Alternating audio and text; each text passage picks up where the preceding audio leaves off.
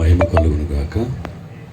వేదికపై ఉన్న దైవజనులందరికీ, ఆయా స్థలాల్లో ఉన్న దైవజేకులకు, దైవజనులకు ఆ యొక్క వందనాలు తెలియజేస్తున్నాను. ప్రాముఖ్యంగా మరి చెల్లిని ఎరిగిన సంఘస్థులే కాకుండా అనేక సంఘాల నుంచి చాలామంది బ్రదర్స్ సిస్టర్స్ వచ్చారు.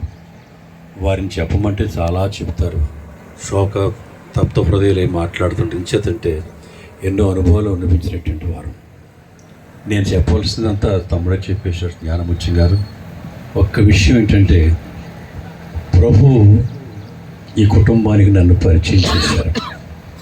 నాతో మాట్లాడి రాఘవేంద్ర కూడా కూటమి పెట్టమని చెప్పిన తర్వాత మొట్టమొదటిగా కలిసింది అబ్రహం గారు. వారి గృహం అప్పుడు ఇక్కడ లేదు, చెరువు అవతల ఉంటుంది. తర్వాత నేను రావడం పోవడం, తర్వాత చెల్లి అయితే నన్ను వారికి అన్నయ్యలు ఉన్నారు తెలియదు, కానీ అన్నయ్య అని పిలిచేదంటే ఇప్పుడు కూడా ఏ సమస్య వచ్చినా నాతో చెప్తూ ఉండేది, ప్రార్థన చేయండి నేను మాట్లాడుతుండేది. ప్రతి విషయంలో కూడా నాకు కొన్ని సలహాలు ఇచ్చేది, నా సలహాలు కూడా తీసుకునేటది. మరి చాలా సహృదయరాలు ఆమె. రెండోది, అందరూ చెప్పారు కదా, కొన్ని కొరతలు, కొన్ని అవసరతలు, ప్రాబ్లమ్స్ ఉంటాయి, ప్రతి కుటుంబంలో ఉంటాయి. అలాంటి సమయంలో నోరు మెదపకుండా కన్నీటితో ప్రార్థన చేసిన మంచి సహనశీలి ఆమె. మరి మరుదుల్ని, మరి అబ్రహం గారికి మరి రక్త సంబంధులు ఉన్నారు కదా, అందరిని సిస్టర్స్ని చాలామంది ఉన్నారు, పెద్ద కుటుంబం. వాళ్ళందరినీ కూడా అందరు చెప్పిన సాక్ష్యం అని విన్నాం, తల్లిలో చూశారు. నిజంగా ఆ విషయాన్ని నేను కూడా సాక్ష్యం పలుకుతాను. తర్వాత మా పెద్ద అమ్మాయి దొరకాని మరి ఇస్సాకి భారీగా చేయటం తర్వాత ఇంకొంచెం దగ్గరే కావటం. నన్ను మాత్రం ఒక మాట అండి, ఎప్పుడు వచ్చినా కాసేపు ఉండి ప్రార్థన చేసి వెళ్ళిపోతావు, కానీ ఒక రాత్రి నీ బిడ్డ ఇంట్లో ఉండకూడదని. ఇది సరే మా ప్రార్థన చేయండి, దేవుని చేతిలో జరుగుద్దని చెప్పాను. బలహీనత వచ్చిన తర్వాత కూడా చాలాసార్లు నేను వచ్చాను. వస్తే ధైర్యంగా ఉండమంటే ఆమె అనేది, మీరు అబ్రహం గారు ప్రార్థన చేయండి అన్నయ్య, నేను ధైర్యంగా ఉంటాను, పర్వాలేదు. మాట్లాడి ధైర్యం చెప్పే మనకు ధైర్యం చెప్పేది.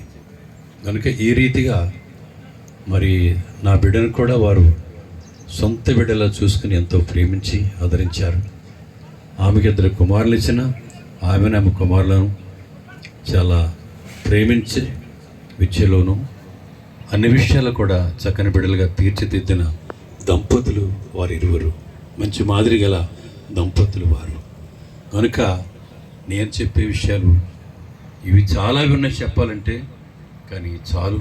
కానీ ఒక్కటి ఏంటంటే, తల్లి విడిచిన తండ్రి విడిచిన ఆయన నన్ను చేరదీను. ఈ కుటుంబాన్ని, మరి మన అబ్రహం గారిని, కోడలు గారిని, మరి మనవాళ్లను దేవుడు చేరదీసి ప్రతి ఒక్కరిలోనూ తన ఆత్మీయ బలమును నింపి ఈ పనిని అనేక రెట్లుగా అభివృద్ధి పరచడానికి ఆ నలుగురిని ఎంతో ప్రభు బలపరచను గాక. వారికి తోడుగా ఉండి, అల్లుడు గారికి కాదు ఆయన కొడుకుగానే ఉండేవాడు. నాకు తెలిసినంత వరకు చాలా మంచి సహకారి తమ్ముడు. మరి చెల్లెమ్మ కూడా ఎంతో చాలా మంచి బిడ్డ. వారు కూడా ఈ కుటుంబానికి అన్ని విధాల సహకారులుగా నడిపిస్తున్నారు. ఇక ముందు కూడా మంచి సహకారులుగా ఉండి ఈ కుటుంబ క్షేమాభివృద్ధి గారు నడిపించాలని కోరుకుంటున్నాను. మనందరి కంటే మన మధ్యలో ఉన్నటువంటి దైవజనులు అయ్యగారికి వందనాలు తెలియజేస్తున్నాను.